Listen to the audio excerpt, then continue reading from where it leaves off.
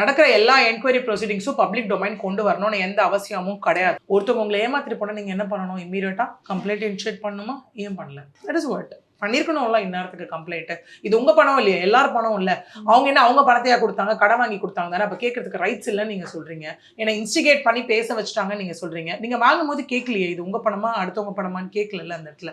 இன்னொன்று ஒரு எம்ஓயு போடுறாங்கன்னா 2 பேரும் சேர்ந்து கலந்து ஆலோசிச்சு தான் அந்த எம்ஓயு போடணும். இங்கே இவராகவே அந்த எம்ஓயு போட்டுக்கிட்டாரு. செகண்ட் எம்ஓயு இவராகவே அங்கே மாற்றிக்கிட்டாரு. இது எல்லாமே முதல்ல ப்ராப்பரான விஷயமா? இதை தான் நாங்கள் திரும்ப திரும்ப திரும்ப திரும்ப நான் கொஷின் கேட்டேன் on behalf of the victims on behalf of the people one who believe me and comments வந்தது எல்லாமே வச்சு. பட் எதுக்குமே ரிப்ளை இல்லை. சரி ஓகேங்க, அவர் ரிப்ளை கொடுக்கணும்னு அந்த இடத்துல அவசியம் இல்லை. நம்ம மீடியாவில் கேட்டால் எல்லாமே ஓகே. நீங்கள் என்னையுமே நிறைய பேர் கேட்டாங்க, என்ன இவங்க உட்காந்து சும்மா பேசிகிட்டு இருக்காங்க, எதுவுமே ப்ராசஸ் எடுத்துகிட்டு போன மாதிரி தெரியலன்னு.